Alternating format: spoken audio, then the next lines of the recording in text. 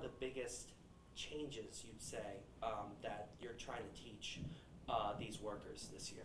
We do have a couple of legislative changes when it comes to curbside voting, when it comes to voter assistance. There's also a change in our cell phone policy. And it's not necessarily just cell phones, it's devices capable of recording sounds or images. So that can be smartwatches, that can be the Google Glasses, all of those devices. You are not able to use them in the polling place, in the room in which voting is being conducted.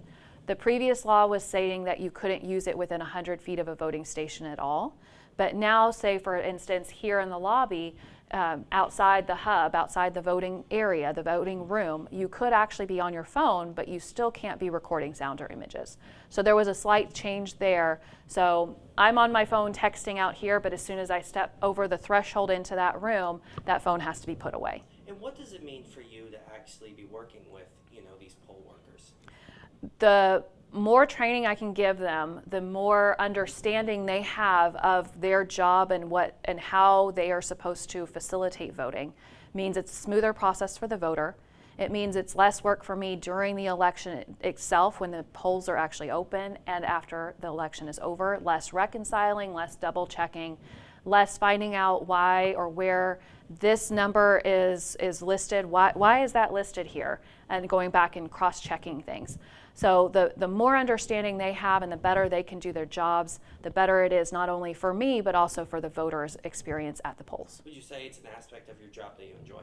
It is. It's a very tiring aspect. I could not be a teacher full-time. So for those of you who are teachers, hats off to you, because I could not do it. But it's a rewarding thing. But I do it for a 2-week process, a very short time frame, but it is exhausting. And I'm seeing that the longer I train them, especially when it's the returning people, the more information they understand and the better and the smoother the voting process is becoming. And that ultimately transcends to the voter. Yes, it makes the actual experience of voting, coming in, checking in, voting, and being able to leave easily and quickly a much better experience. It's also, I'm hoping, giving the voters a little bit more confidence in our voting system, in the process that we have, the rules that we have, because they're not seeing people say, I don't know what's going on here, I'm going to have to call and ask.